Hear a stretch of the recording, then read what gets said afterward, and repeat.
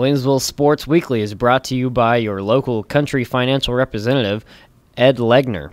Please contact Ed for all your insurance and financial planning needs. His office is located at 318 Crossing Drive in Sherman, and he can be reached at 217-496-2341. But for now, enjoy the show. Welcome to Williamsville Sports Weekly, an in-depth look at both BB and Bullet athletics, hosted by our athletic director Adam Euchre and former Lady Bullets basketball coach John Hampton.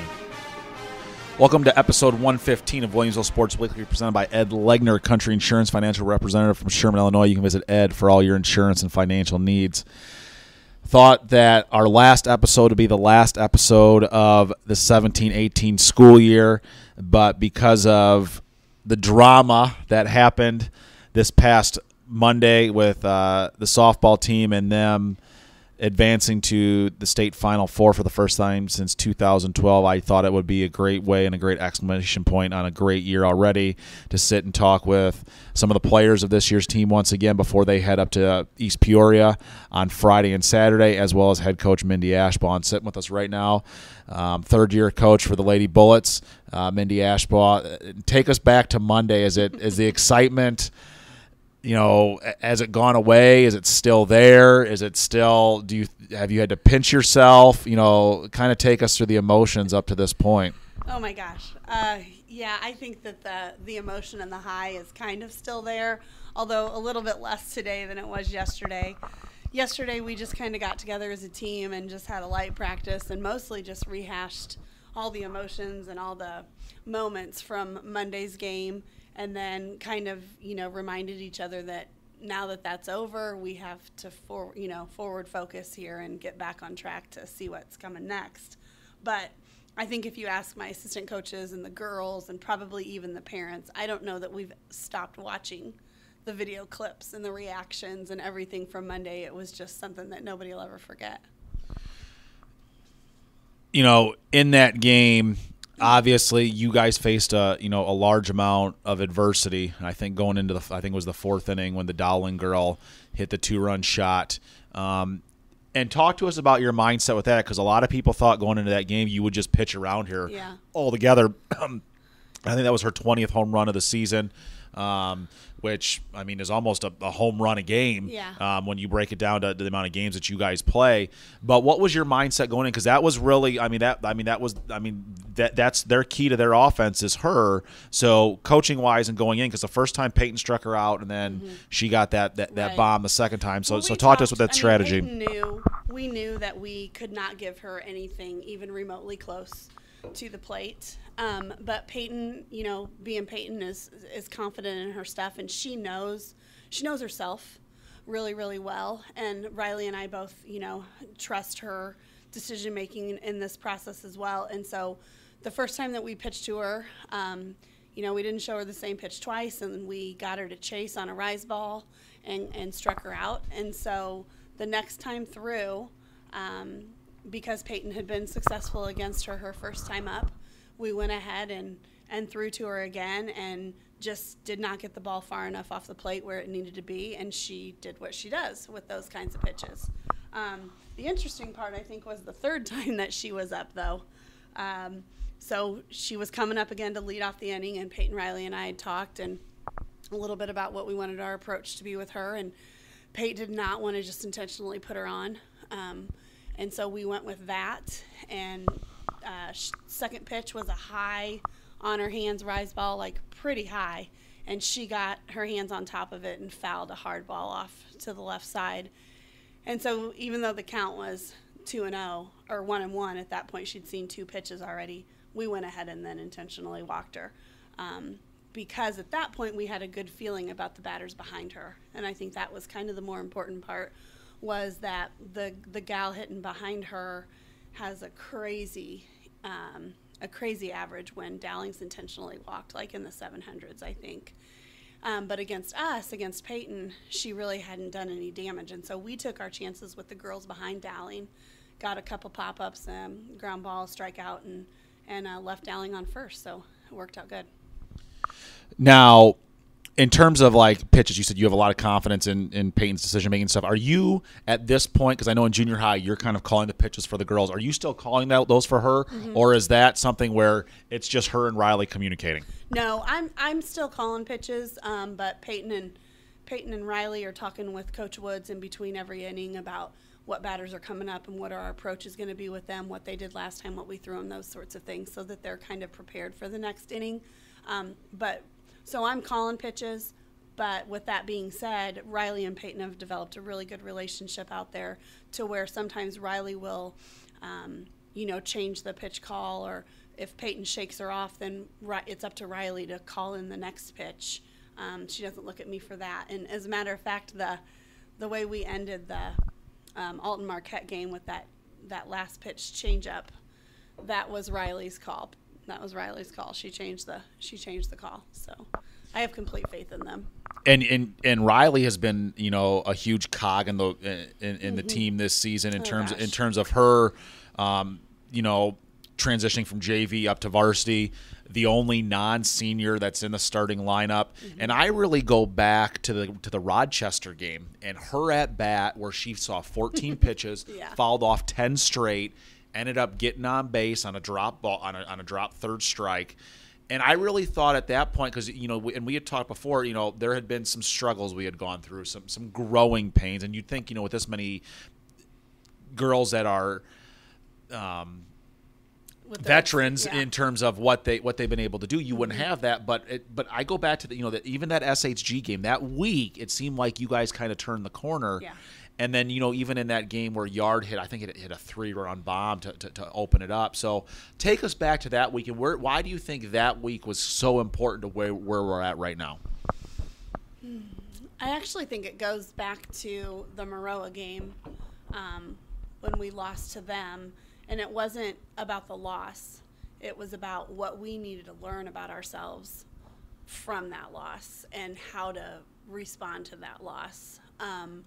And we kind of had to do a whole regroup and kind of do some soul searching and figure out how we could get back on the same track and reconnect, because there was a little bit of a disconnect at that point in our season for whatever reason. And like you said, you wouldn't think so with a senior, laden group, but it was probably the best thing that could have happened at the right time. And then, we roll into SHG, and I think that's where we really saw Peyton get her confidence back too. And that, I think, really took us from that point forward. But Rylie coming in as a junior and being able to just fill that role behind the plate, which allowed us to move Skylar to third to make us better there, which allowed us to make our outfield better, because we knew we had to fill the hole at third. It was just a matter of who, and it ended up actually turning into filling the hole at the catcher's position. But I couldn't be more proud of Rylie for stepping into this, and I couldn't be more proud of the rest of the seniors for embracing her and really just building her up and making her, letting her know they're confident in her. So did you know coming in during preseason that you were gonna make that switch, or did you kind of wait and see how things were gonna shake out? Because Skylar's been back there the past 2 years. So talk to us about how that process went. Yeah, and that was we didn't coming in. We really didn't know what we were going to do. It was a big question mark, and it was a lot of talking with Skylar too, because Skylar's such a leader behind the plate, and so it was taking a risk too to remove her from that role. But then after that Maroa loss and our team meeting that we had where we hashed a lot of things out, it was getting her to understand that she can still be that leader no matter where she is on the field. And I think that she really embraced that message and has really led from third base the same way that she would have behind the plate. But we did not make that decision. Rylie had, she was not healthy last year, and we weren't sure, how healthy she was going to be coming in. And so we started out with the idea that it was going to be Skylar and Newt at third, and then Rylie just fit right in there, and There was no looking back after that. Well, she's obviously added a whole new dimension to your lineup as well. And I think if you look at our lineup compared to anyone's, there's no weak spot in there, and anyone can step up. You know, you go back to the sectional semifinal. Moser hits a home run. Newton hits a home run. And then even in the regional semi or not the regional finals, the sectional finals, it was Kaylee that had the first RBI to come through, and then Yard has another one. Yeah. So it's not people that have been there before. It's someone different each game. And then obviously on Monday, your big bat, she embraced that opportunity. She did. And talk to us about that going into that the bottom of the seventh. You're down by 2. What was your message in the dugout to keep them focused and to keep them up? Well, I think it was after the 5th inning where we had 4 batters and we saw 4 pitches. And that's just not what got us to Monday. And so we had to remind them of that. And at first I was just yelling at them, like, you've got to see pitches. And then, I kind of settled down and brought them together and reminded them, like, you have got to make this girl work harder than you. That is why we're here. Not to go up and hack at the first pitch, because that's what they want us to do. And so we kind of sent that message out, and I think that obviously, as you can tell how we loaded the bases, they heeded the message. They remembered that that's what got us to where we were, and it paid off. And nobody had to be a hero, like you said. Like, nobody has been the single hero of every single game. It's always somebody different, and it's doing something that's really not that spectacular, drawing a walk or getting hit by a pitch. But that's because they have trusted the process to be disciplined when they're in the box. And I think that goes back to your message this season, your mantra, your saying, your slogan, we over me. Yeah. And it's meeting that goal versus what my stats are. And that's hard. That's hard to get with 17, 18-year-old kids. But when you get them to buy in, that's when special things can happen. That's right. And we put that on our shirt, and what we realized after the Maroa game is that we put that on our shirt, but we weren't really sure how to live that out. And so we had a big talk about what that really means and what your role is at any given time and what it means to put the team before yourself. And now I can really say that they live that slogan that we have on our shirt, but we had to work to get there. It's not easy to take, a group of teenage girls and get them to realize that it's not about them, that it's about the team, and however they can contribute, then that's what's gonna be remembered. But boy, they've really done a great job of living that out. So going back to the bottom of the 7th, Skylar was the first one up. So what number is she in your lineup? She number 8 or she number 9? Skylar's 6. 6? Yes. So Skylar bunted, and she had the right idea. It was just too hard. And there, with that defense, I mean, you have to put it in the perfect spot. And so she had the right idea. There was we didn't have a problem with her idea at all. She just didn't execute it softly enough to get herself on base. So then Rylie comes up and ends up drawing that walk. Liv comes up and strikes out, which gives us 2 outs. And then Molly was up, and so I took an offensive timeout. Talked to Molly again, the whole thing about, you don't have to be a hero here. It's one base at a time. And we've had a saying for the past few weeks, like, be a base. However you can do that, like, just get on base. That is your job. You can hit to get there. You can get hit by a pitch to get there. You can walk to get there, but be a base. I reminded her of that, and then she drew what was a fantastic walk for her. And with that, there's a little bit of a special story with that too. How many walks did she have prior to that walk? I think 0. So that's the thing. And we'll get to this in a second, but everything just fell into place. Right. But that was Molly. Like, I don't know that I've ever been more proud of her, because that was not easy for her to do. I know it wasn't easy for her to do, but she did what she knew she needed to do to be a base. And then, so she drew that walk, and then Matt comes up and does what Matt does, gets dinged by the ball. And she's your leadoff. Yep. So then that got back to Bert, and the thing with Bert is, you know, she can hit the ball out of the infield. She's had a couple doubles, a couple triples, so I had confidence that she could put the ball into play and get it out of the infield. But then, you know, she didn't need to either, because she drew a walk, and then that brought up Danielle. Now, when Danielle came to the plate, and you said this in your postgame interview, you said she was due. Yeah. And I had in my mind, if we're going to end this, the only way it's going to end is on a walk-off. I'm going to tell you what, you could not, like, I don't know. You just couldn't even make it up. You could not even put it in a movie and make it up. It was unreal. But when she swung at the first pitch and fouled it off, I thought to myself, she is going to hit the ball. She is seeing the ball. She went with the pitch. Then she had that near miss on that foul ball. And then the very next pitch, she took advantage of her new life and drilled it. And then she was so humble about it. And the Always. thing that I loved in her post-game interview was the first thing she said was, after she said, I have no words to describe it, is they were a really good team. Mm-hmm. They played a really good game over there.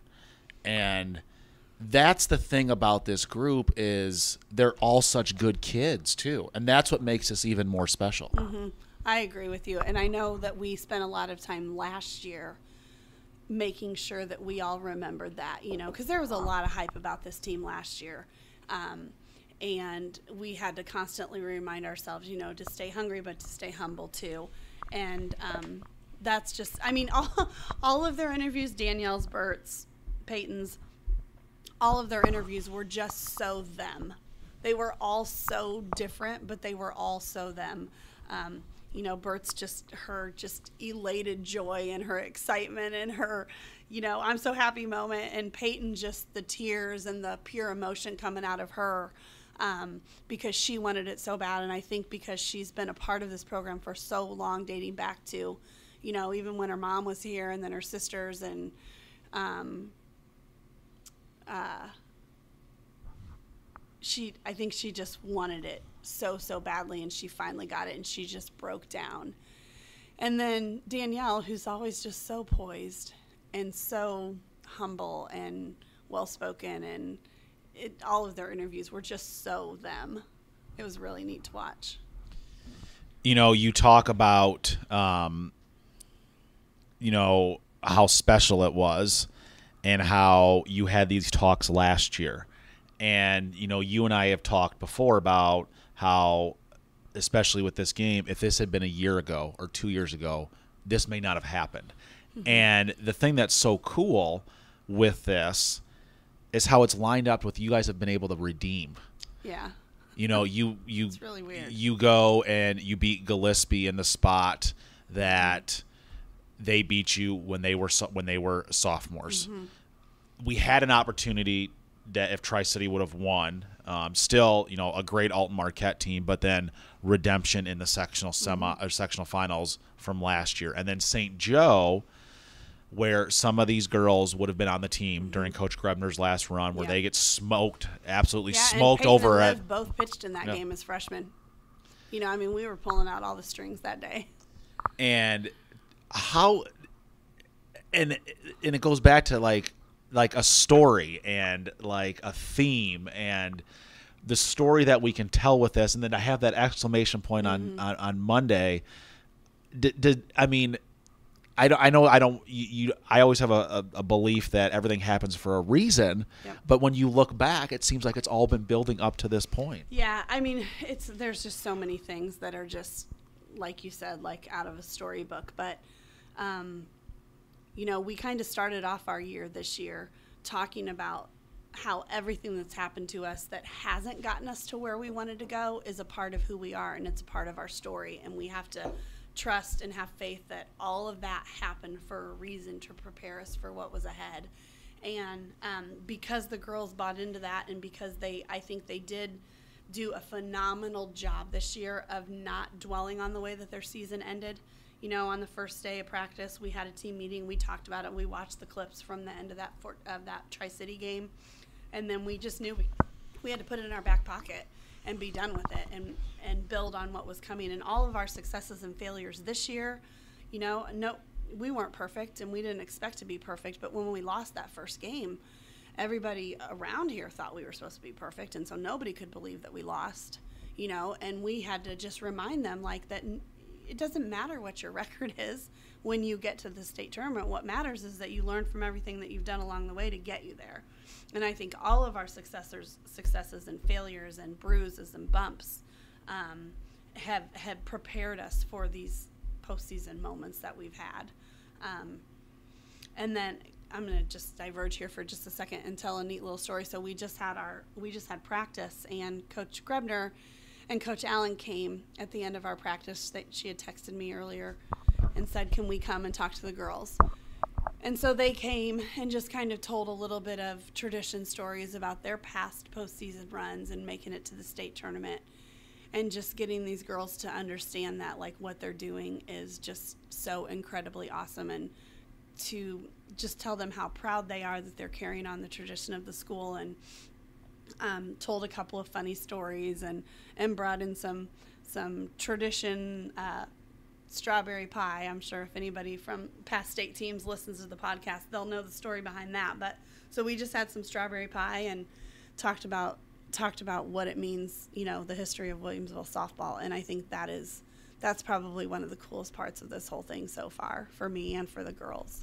Well, and that's the thing is, and you know, and I hit on this at the parent athlete night, is that I think sometimes people take our success for granted, and that, you know, whether it's a regional, whether it's a sectional or a conference title, you know, having won 27 out of the last 29, that's not easy. No, none of it is easy. No. And then to get to this point, you know, even if you have high expectations, it is not easy. And that's the thing, like, regardless of what happens this weekend, this accomplishment is so huge. They're in the legacy of Yes. Bullet Athletics forever now, regardless of what happens. And obviously you guys have some unfinished business up Right. there, but all of this is still so hard. Yeah.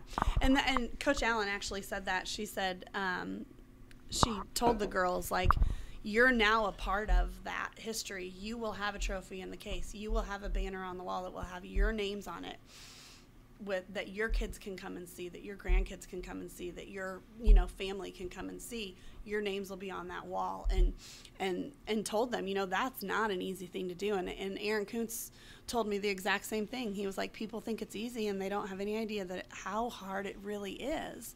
And it takes a lot of talent, it takes a little bit of luck, and a lot of ups and downs.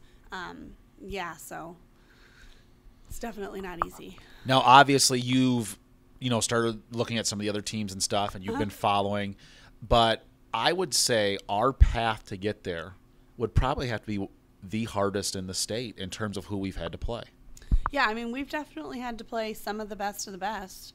If you look at the ICA rankings, you know, St. Joe finished ranked 1, Marquette finished ranked 2, I think Beecher was 3, and we were 4. So we've definitely had to play some of the best. But again, at this point, the teams that are there for a reason, and you know what you're going to get. You're going to get a good team, good, well-coached team. So looking ahead to Friday right now, Yep. Obviously you don't want to give too much of your plan away, but what are we going to have to do to be able to move on and play in that title game on Saturday? I think the girls would tell you the exact same thing. We have to keep doing what we've done all season long, and that would be their exact answer to you too. We have to continue to be disciplined at the plate, to hit the ball hard, to play good defense, and to have a solid pitching game. And nothing fancy. I mean, there's probably going to be some fancy plays that are going to happen, but our goal is not to do anything flashy. It's to do what we've always done, react to what the other team's doing, make adjustments like we need to, and play our game. And that's exactly what Emma Walbert said in an interview. Yeah. We're going to go up there and we're going to do our thing. And, you know, you look at John Wooden, the longtime coach at UCLA, he always focused on what his team could do. Yep. I'm not saying he didn't scout or do any of that Oh, stuff, for sure. but he always Yep. focused on what his team was going to do and that's part of, controlling what like, he could control. Getting a scouting report and practicing according to that and kind of pre-planning how you're going to attack the game. That's doing what we can control. That's part of what we can control. So we're going to be prepared, obviously, but and also just like keep the emotion level. We can't be too up, we can't be too down. We just have to ride it out and play to the end. And we've already seen that, and I think that's the beauty of why we schedule the way we do, so that the girls, and whether it's girls or boys, regardless of the sport, they've faced adversity, they've been in close contests. So when that happens, when those bright lights are on, it's not a shock to them. And you look at some of these other scores, not a lot of teams have been in the situations we've been in, which I think will play to our advantage this weekend. Oh, for sure. I mean, just the kinds of pitching that we've seen this year, and then the kinds of hitters and teams that we've been able to see this year that our schedule allows us to do that has been huge in the postseason. Well, I just want to thank you for giving me another opportunity to not only sit down and talk with you, but prepare a team for state. There's obviously a lot of background stuff that goes in with it. This is, you've experienced it with junior high, as you've seen now with high school, a little bit more intense with everything you have to get done. A lot more. But I know, and with your husband being the principal at Rochester, I'm sure he's probably given you some advice, having done it with football. And I know, Coach Leonard over there told Aaron, just enjoy it, because it doesn't happen. And that's the thing, when I'm stressed and I always try to remember, enjoy this, because it doesn't happen all the time.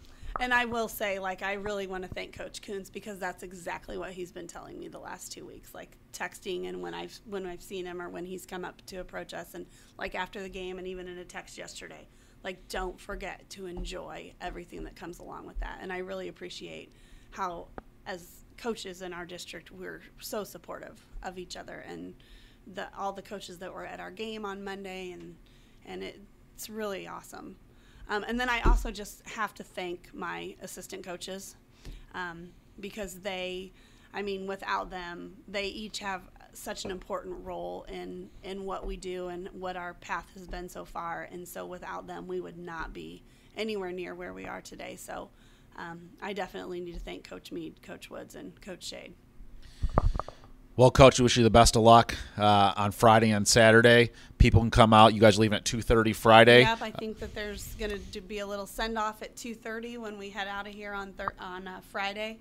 Go up tomorrow. We'll practice in the morning, go up tomorrow for the banquet, and then head up on Friday around 2:30. And then if people can't make it up, they can watch the games live on WHS Bullets TV, as the NFHS Network will be broadcasting the state finals. So if you can't make it up for that, you can watch it on there if you don't have a subscription. I believe Fire and Ale is going to be broadcasting as well. Awesome. So anything else you want to add or tell listeners before we let you go here? Oh, no, I just would like to thank all of our fans for the support that they've shown, especially coming out to our postseason games in Gillespie, because that was quite a drive. And hopefully, since school's out and summer started, everybody can make the trip up to East Peoria to support the girls, because they deserve it. 5:30 start on Friday, Eastside Center in East Peoria, $6 to get in. There'll be plenty of seating up there, so hopefully we see everyone up there. When we return, we'll be joined by seniors Emma Newton, Danielle Dennis, and junior Rylie Yard. Next time you're in the market for insurance or financial planning, stop by and see Country Financial Representative Ed Legner at 318 Crossing Drive in Sherman, or give him a call at 217-496-2341. And now, back to the show.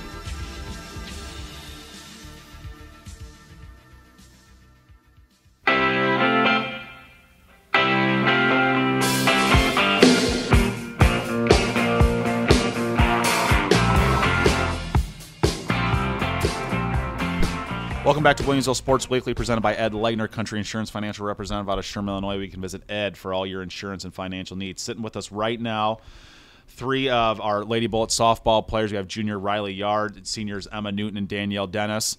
Obviously, a lot of excitement this week. We're sitting here as we record this a little before 11 o'clock on Thursday, the 31st of May. Tomorrow, you guys head up to East Peoria and Eastside. First time since 2012 that this program has been in the state finals. Just, talking about emotion, and we'll talk about Monday and all the emotion that came with that, but with each of you, what has your mindset kind of been this week with still playing and, realizing the goals that you guys had for this season? I don't really know. It's been a really good opportunity, like just being able to play with them, and like especially this week, like we knew this week is going to be like one of our last weeks, and so it's been kind of scary, sad, but also amazing at the same time. And we'll come to Emma and Danielle here in a second, but with you, Rylie, you're the only junior in this senior laden lineup. How does that feel, being a part of, this group that really the focus has been, this is a huge senior group. There's not many teams that have this many. How has that been for you, being able to be a part of this and playing the role that you've played? Definitely at the beginning, it was very nerve-wracking, and I was definitely very scared. Like, these are some pretty intimidating, great softball players. And so coming in, I was really nervous, but throughout the season, they've just really picked me up and boosted my confidence a lot. So now it's an amazing opportunity. Like, I cannot thank them enough for giving me the opportunity to play with them. And we'll talk more about kind of your transition midway point of the season. But Danielle, you look like you wanted to have a thought there in terms of your emotions. So in terms of the emotions this week and the excitement, kind of what are you feeling at this point? Honestly, it's been really unreal, but I think this couldn't be like a better way to go out with my fellow 10 seniors. And I just think, as Rylie said, it's a really great opportunity for not only the starters, but the community and the other people on the team and our coaches as well. And I couldn't thank anyone enough for this amazing support we have from everyone. And obviously, we can have them be a part of the support as you guys leave tomorrow, 2:30 here at the high school. As you guys head up to Eastside Center, we'll let people know on Saturday what time you guys will be leaving. I have a feeling we'll be leaving about the same time as in going up there for a state title game. It might be 2:15 though. Yeah. Now is what we're thinking for tomorrow. And we'll definitely put that on social media at WCSD 15 Sports for that exact time. But it'll be right here in front of the main part of the high school. Emma, about you, what about you? How's your emotion going in right now as you get ready to play these games this weekend? I'm super excited, and just to be able to do this with the other 9 seniors is great, and Rylie's stepped up in a huge role, and I think we're really set and stuff, so I think we'll be we're definitely ready. So speaking of your role, Rylie, obviously you come in bottom of the 7th, there's one out, and you get that first walk drawn. And you obviously had a big moment in the game earlier, and what I'm so upset about is that I can't believe that when you've hit a home run before that I haven't put yard goes yard, and I was upset that 1450 stole that from me. So I'm hoping that I get a chance to put that on Twitter this weekend up in the East Side. But coming into that at bat, what was your mindset? Because obviously from where I was sitting out in behind left field, I could tell that their pitcher was kind of getting worn out. What did you see in the batter's box at that point? I knew she was ready to throw to us still, coming in strong with that last inning. They were up, but my mindset was just to get my job done. I had great hitters behind me coming up, and I knew if I just got on base, they were going to bring me around. So I just drew that walk and got on. So now, was that kind of, and I know what, in the last segment, Coach Ashbaugh talked about you guys being a base and focusing that mindset of just being a base. Did you have that mindset going up, hey, I just need to get on, or did you kind of have the mindset hey, I need to make something happen here? Was it different at that point in the game compared to earlier when you hit that solo shot to get our first run on the board? Definitely later in the game, you always think you want to do something big for your team, but you always just have to remember just be a base, just get on for your teammates to get you around. And that was my biggest thing going up to bat then, was I just need to get on so my teammates can get me around. And obviously there was this excitement that ensued after that with Molly Walter drawing her first walk of the season, McCormick getting hit, and then Bert getting on as well, obviously bringing Danielle up, which we'll get to yours here in a second. But Emma, I want to ask you first. You're sitting in the batter's box, or not the batter's box, and in the on-deck circle as Danielle's up there. What's going through your mind knowing, okay, there's bases loaded, she's up to bat? Did you think maybe they were going to walk her just to get one run in and tie it, and that you were going to have this opportunity? What was going through your mind? Because obviously you have to get prepared there to go up in that next spot. Yeah, I told Danielle before her at bat that I had complete confidence in her, because I've been batting behind her since forever. So, and my mindset was, okay, Danielle's going to put in the play, and I got to do my job to get the team around, like, to get us to score and win the game and stuff. So I had confidence in her that she could just get the job done because, honestly, I was a little nervous on deck, but I was like, Danielle's keeping her composure, so I have to, so. And obviously, you've kind of changed as a hitter this year too, where your power game has really come up. So, batting behind her, it's not like that lineup takes a dip. You're still right there. You've had 5 home runs this season. You had a big one in the semifinals against Gillespie. As I think you hit a 3-run shot out to really break that game open. So, just talking about that, what did you do to kind of improve that power game going into this season? I definitely worked with my dad a lot more, and me and Rylie were actually in the same weights class at the beginning of the school year. So, and I was just like, Danielle needs someone behind her to, keep it going, like, because she's going to get on base, and I'm going to get on base and have Kaylee hit me in and Rylie. So, I definitely worked hard to get there. Talk to us. You guys brought that weights class up. How important do you think that has been to the development of you guys and just the development of the overall athletic program to make you guys bigger, faster, stronger? It's taught me to, always work hard, and it's definitely gotten me stronger and more in shape. And Coach Patrick, he was our weights teacher or whatever, and so he definitely, pushed me to be, where I am today and stuff, so. Not going to lie, we kind of goofed around a little bit, but Coach Patrick definitely just told us, get going, let's go, and we started working, and I can tell I've gotten stronger. I've been hitting a lot better this season, and we just pushed each other a lot more, so it definitely just made us stronger and helped us out. So Danielle, let's talk about your at bat. So I wasn't in weights. You weren't. You weren't in weights. So we're going to talk about your at bat here. I was in PE fitness. Well, there you go. It's still important. So, coming into that bottom of the 7th, did you even think you were going to have an opportunity to get up where the lineup was at? I did. I thought that we really stuck by our motto, be a base, and I knew that we could come back. I told Peyton in the 7th inning we're coming back, I said, Peyton, we're going to score for you, because I had full confidence in everyone that we were going to win it. Well, I will tell you, the night before I said the final score was going to be 6-2.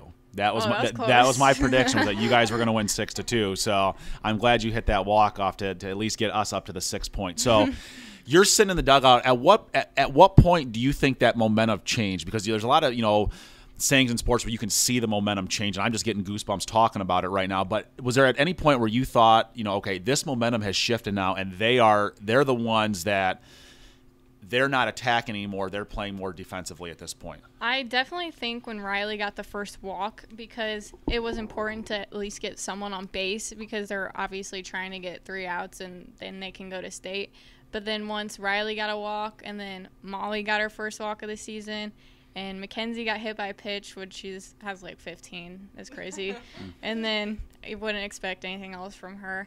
And then Bert had the big at bat. I just think that whole inning started from when Rylie was being patient and got that walk. So take us through, because you see 3 pitches. Yeah, only 3. That first one she threw to you? I mean, what was that? I mean, did you think that was your pitch? I mean, were you dialed in? Kind of take us through that whole at bat and what you saw. Honestly, I was just trying to hit the ball something hard, and I was looking for a pitch that I could drive somewhere. Those first 2, I just missed them and got lucky that the right fielder dropped that one, and then. And then did she drop that second one, or had she fallen? She kind of dove, and it popped out of her glove. So it was a good effort, but it worked out for us really good. And then that next pitch, it was a really perfect pitch for 0-2, honestly.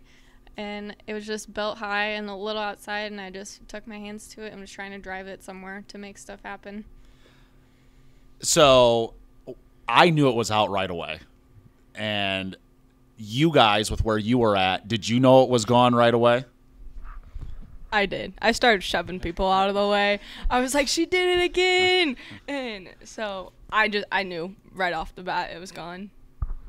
I definitely knew it was gone because just the sound of that bat, I just like immediately threw my bat and was like the first one at home plate, I swear. But I know. I ran out there crying. Now, you had, and kind of going back to you, Rylie, you had a big home run, too, that I really go back, at least from where I'm at in my position, to kind of have a transition point of your guys' season where I think you really started to build at that point. And I want to go back to the Rochester game where you see 14 pitches, you foul off 10, and you get on base on a drop third strike.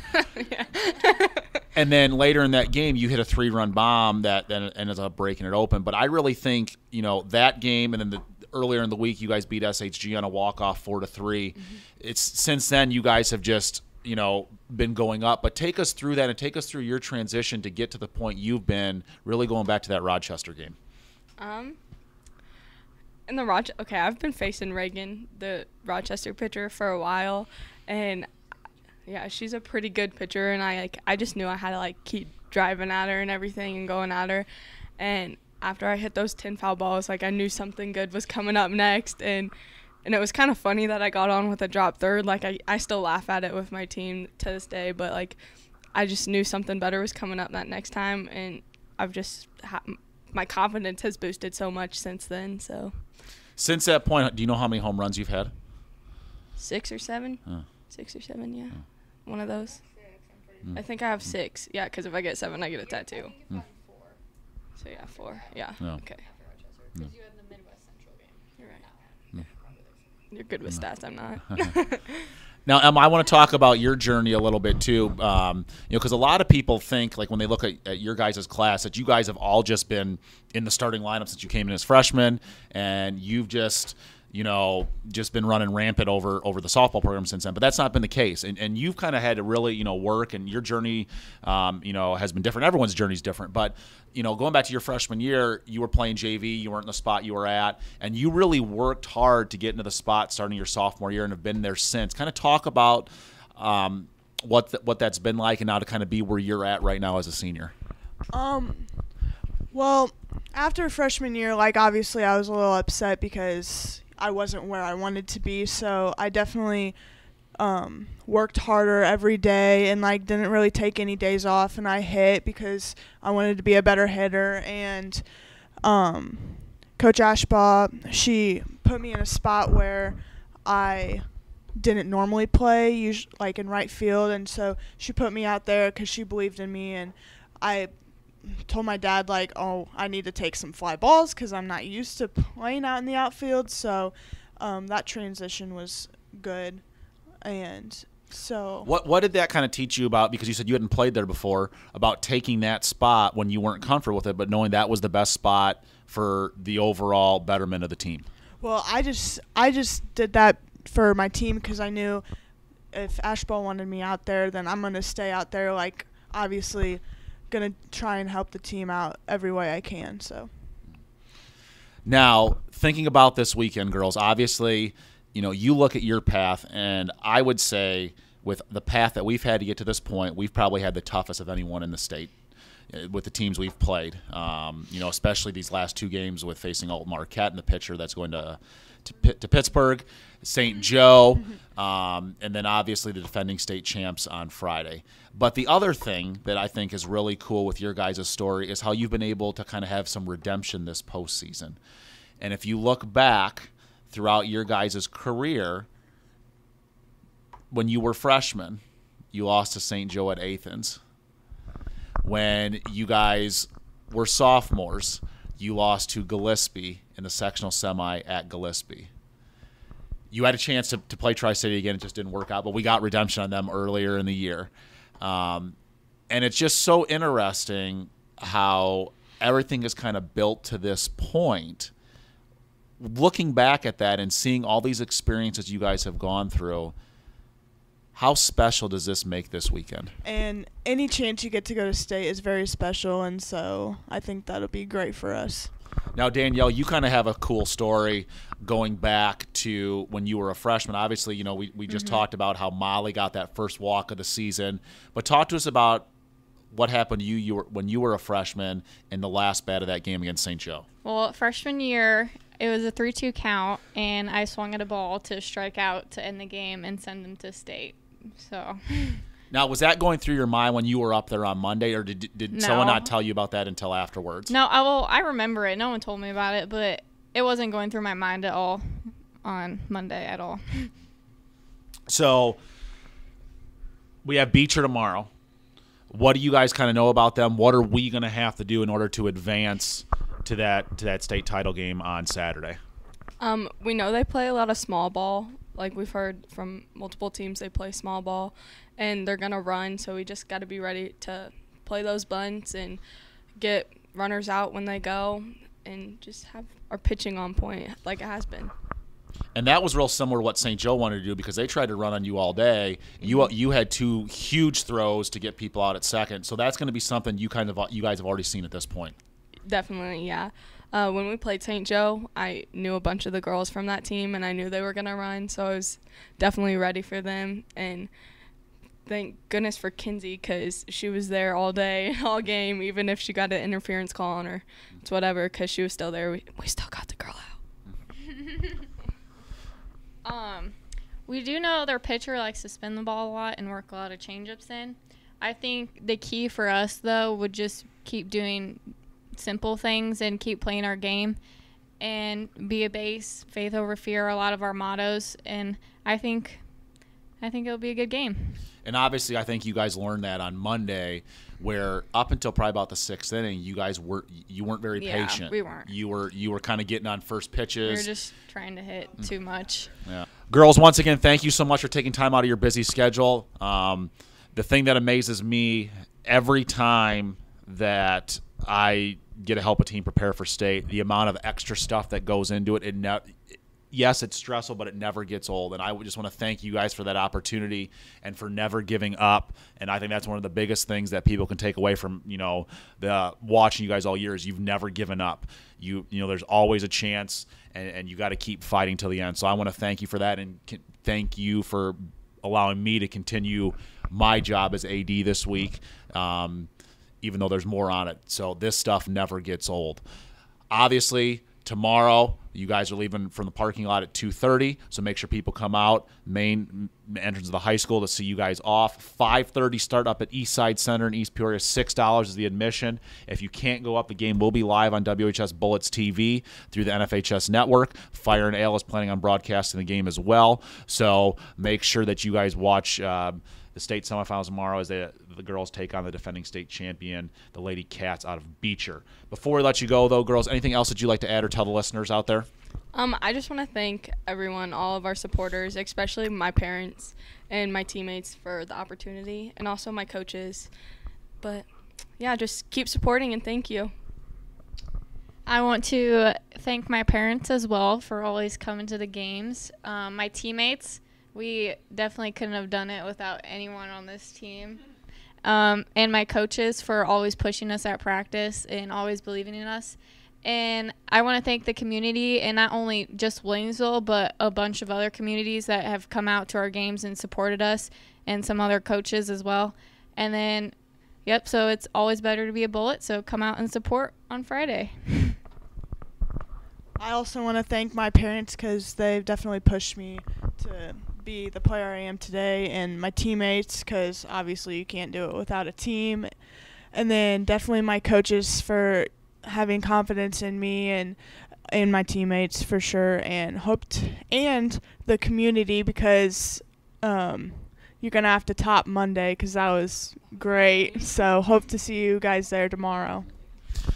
Once again, girls, best of luck. No pressure, though, on you guys. I'm thinking that I'm finally going to be able to get my belt this week because I've always said once we get our first state title on the athletic side, I'm going to get a championship belt. So no pressure on you guys there because I want to get that ordered on Monday. So one last thing I know you guys want to say before we let you go, so I'll turn it over to you guys at this point. It's always better to be a Bullet. When we return, we'll take a look ahead at the week upcoming for both the BBs and the Bullets. Next time you're in the market for insurance or financial planning, stop by and see Country Financial Representative Ed Legner at 318 Crossing Drive in Sherman, or give him a call at 217-496-2341. And now, back to the show.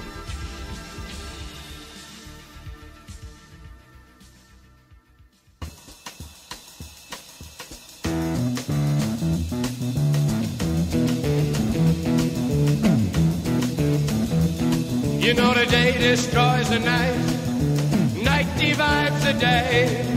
Try to run, try to hide, break on through to the other side, break on through to the other side. Welcome back to Williamsville Sports Weekly, presented by Ed Legner, Country Insurance Financial Representative out of Sherman, Illinois. You can visit Ed for all your insurance and financial needs. Just a fun way to reminisce about the season with Coach Ashbaugh, and then juniors Rylie Yard, seniors Emma Newton and Danielle Dennis, as they prepare to head up to Eastside Center tomorrow, as we're recording this on Thursday, May 31st, for the IHSA Final Four. First time the Lady Bullets have been there since 2012, and you can just tell the excitement that they have. Also, some relief, I think, in their voices, as well as there's been some high expectations for this group as they've come through, but a great path for them to be there. And whether you believe in things happening for a certain reason or planning out the way that they do or falling into place, I think as you look back on the story of this senior class, everything has happened for a reason and has brought them to this point, and it's going to be an exciting weekend. We hope to see everyone up there. As I said, the girls leave tomorrow from the main entrance of the high school, 2:30, as they travel up to Eastside Center, take on the defending state champion Lady Cats out of Beecher High School. 5:30 start at Eastside Center, $6 admission, and then they'll either play at 3 o'clock in the third place game on Saturday or 5:30 for the state championship. If you can't make it, the games will be live on WHS Bullets TV as broadcast through IHSA TV on the NFHS network. So a number of ways that you can follow along with all the action and happenings of this weekend. We'll have updates on the game on Twitter at WCSD15 Sports, so you can follow us there as well. And then at the conclusions of the games on Saturday, we will let you know when the welcome home ceremony will be for the girls as they celebrate the 2018 season and really the 2017-2018 school year. Best of luck once again to those girls, and until next school year, remember, it's always better to be a Bullet.